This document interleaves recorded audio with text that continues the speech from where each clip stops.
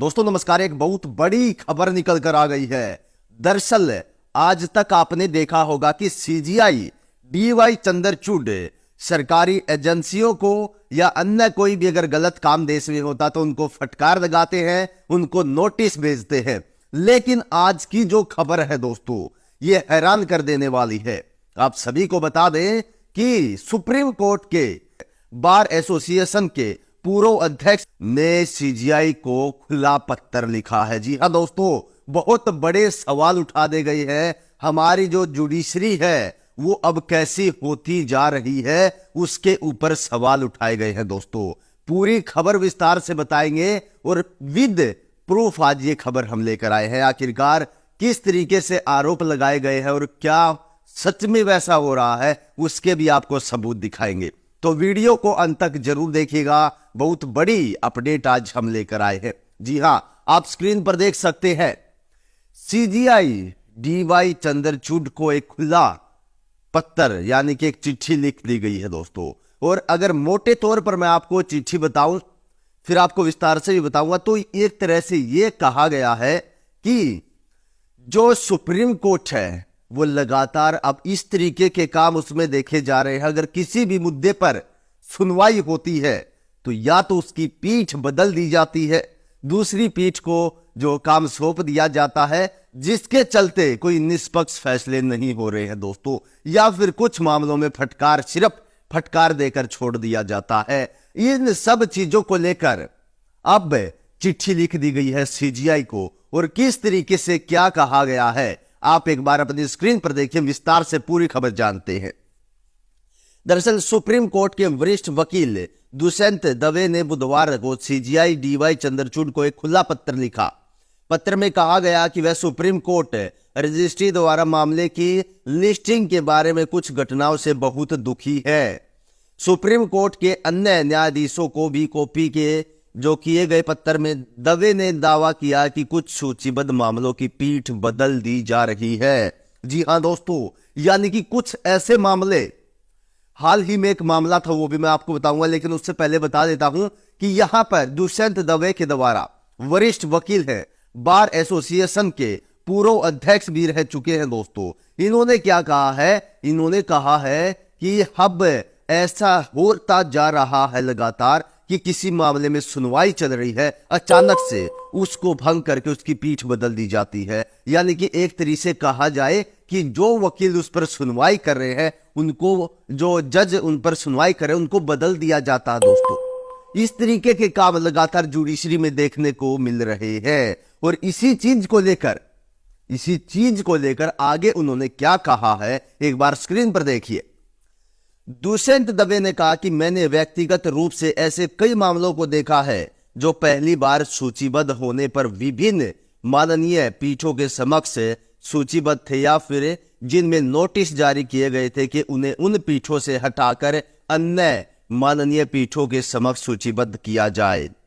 पहला, कोरम उपलब्ध होने के बावजूद मामलों को पीठ के समक्ष सूचीबद्ध किया जा रहा है, जिसमें दूसरा कोरम अध्यक्षता करता है। यानी कि कोरम यहां पर कहा गया कि एक पीठ को हटाकर दूसरी जजों की पीठ को ला दिया जाता है। आखिरकार ये मसला क्या चल रहा है दोस्तों? सवाल उठाए गए हैं, बिल्कुल निष्पक्ष सवाल उठाए गए हैं दोस्तों। एक तरीके से बताया गया कि हमारे देश की जुडिशरी कौन सी तरफ चलती जा रही है, जहां पर आपने लगातार देखा होगा कि डीवाई चंद्रचूड़ जी निष्पक्ष फैसले करने के लिए जाने जाते हैं। जो भी गरीब आदमी है, अगर उनको कहीं पर न्याय नहीं मिलता तो डीवाई चंद्रचूड़ को वो अपना मसीहा मानते हैं कि हमें सुप्रीम कोर्ट में न्याय मिलेगा। लेकिन सुप्रीम कोर्ट में इस तरीके का काम चल रहा है दोस्तों। लगातार कोई बड़ा मामला है तो उसमें कोई जज सुनवाई कर रहा है, उस जज को हटा दिया जाता है, दूसरे जजों को जो दूसरे जजों की एक पीठ है उसको ला दिया जाता है दोस्तों। ये बहुत बड़ा क्या चल रहा है, इसको लेकर जो आपत्ति जताई और कहा है डीवाई चंद्रचूड़ से कि इसका कुछ समाधान होना चाहिए। जी हां, ये खबर मैं जब पढ़ रहा था, जब मेरे दिमाग में एक खबर आई, अभी कुछ ही दिन पहले मैंने अपने चैनल इसी अब बोलेगा भारत पर डाली भी थी कि ईडी के पीएमएलए को लेकर, यानी कि ईडी जो मनमानी करती है उसकी सीमा लांघ देती है, उन पीएमएलए के तहत उनकी सारी शक्तियां आती है, तो पीएमएलए को लेकर पुनर्विचार कर रही एक पीठ को भंग करके दूसरी पीठ को सौंप दिया गया। दोस्तों ये खबर एक बार जानिए, पूरा मसला क्या है, आखिरकार क्या कहने की जो एक तरफ इशारा कर रहे हैं यहाँ पर दुष्यंत दवे, सीजीआई डीवाई चंद्रचूड़ को, एक बार अपनी स्क्रीन पर आप देख सकते हैं। दोस्तों पीएमएलए केस की बात की जाए तो पीएमएलए केस ईडी की सख्ती के मामले की सुप्रीम कोर्ट में सुनवाई टली, 8 हफ्ते बाद अब नई बेंच में होगी। जी हाँ दोस्तों, ये खबर है नवंबर 23 की, और ये खबर मेरे को अचानक से याद आ गई जब मैं ये खबर पढ़ रहा था कि धन शोधन निवारण अधिनियम के तहत प्रवर्तन निदेशालय यानी कि ईडी की सख्तियों के खिलाफ याचिकाओं पर सुप्रीम कोर्ट में सुनवाई के दौरान नया पेच आ गया। 2 दिन सुनवाई के बाद मामले की सुनवाई फिलहाल टल गई है। मामले को नई बेंच के पास भेजा गया है, ये चीज गौर करने की है दोस्तों। जस्टिस संजय किशन कौल बेंच में नहीं रहेंगे क्योंकि उनका 16 दिसंबर आखिरी कार्य दिवस है। अब 8 हफ्ते के बाद मामले की सुनवाई होगी। मामले को नई पीठ के गठन के लिए सीजीआई के पास भेजा गया है और सुनवाई के दौरान कोर्ट ने केंद्र को इस मामले में संशोधित प्रार्थना पर जवाब दाखिल करने की जो है इजाजत दी है। दोस्तों आप इन सब चीजों से समझ सकते हैं, यह खबर अचानक से मेरे दिमाग में आई कि हाँ ऐसा ही होता जा रहा। दोस्तों लगातार जो बड़े गंभीर मुद्दे हैं, जिस तरीके से ईडी की नाक में नकेल डालने की कोशिश की जा रही थी, लेकिन अचानक क्यों ऐसी पलटी मारी कि अचानक से जो संजय किशन कौल है या फिर उनकी जो पीठ थी उसको अचानक हटा दिया गया।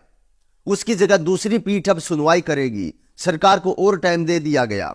ये बहुत सारे मुद्दे खड़े होते हैं, लेकिन इसका जो मेन रीजन बताया जा रहा, सुप्रीम कोर्ट की तरफ से बताया जा रहा कि जो कौल साहब है उनका कार्य दिवस है, अब जो वो रिटायर होने वाले, ऐसा बताया जा रहा है। लेकिन आप समझ सकते हैं कि कितना महत्वपूर्ण मुद्दा था।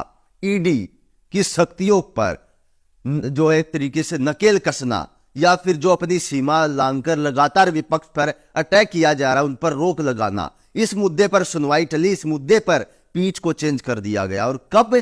जब जो केंद्र सरकार की तरफ से एक सॉलिसिटर जनरल कहते हैं कि हमें और टाइम चाहिए, उसके बाद 8 हफ्ते के बाद बताया जा रहा है इस पर सुनवाई की जाएगी। तो ये खबरें बहुत कुछ कहती हैं। आगे एक बार इसी खबर में देखिए, पीएमएलए के मामले की सुप्रीम कोर्ट में सुनवाई टली। केंद्र की ओर से पेश हुए सॉलिसिटर जनरल तुषार मेहता द्वारा याचिकाकर्ताओं द्वारा उठाए गए तर्कों के विस्तार से संबंधित करने के लिए समय मांगने के बाद शीर्ष अदालत ने सुनवाई टाल दी। दोस्तों पीठ ने कहा कि स्तंगन से इस अदालत को आदेश लिखने के लिए वास्तव में कोई समय नहीं मिलेगा। उन्होंने कहा कि हम में से एक के पद छोड़ने के मद्देनजर भारत के मुख्य न्यायाधीश को पीठ का पुनर्गठन करना होगा। जी हाँ दोस्तों, एक तरीके से आप समझ सकते हैं मैंने आपको क्या बताया है कि किस तरीके से सुप्रीम कोर्ट ने सॉलिसिटर जनरल के कहने के बावजूद समय सीमा बढ़ाने के लिए पीठ को भंग कर दिया गया, या फिर हम कह सकते हैं कि दूसरी पीठ के लिए मामला तैयार किया जाएगा। दूसरी पीठ सीजीआई तैयार करेंगे और इस पर फिर सुनवाई होगी। ये सब चीजें दूसरे जो वरिष्ठ वकील हैं वो भी देख रहे हैं दोस्तों। और इसी चीज को लेकर सीजीआई डीवाई चंद्रचूड़ को एक पत्र लिखा गया है कि हमारी जुडिशरी में ये सब चल रहा है, इसको रोका जाए। दोस्तों इसके बारे में आपकी क्या राय है, कमेंट बॉक्स में हमें बता सकते हो।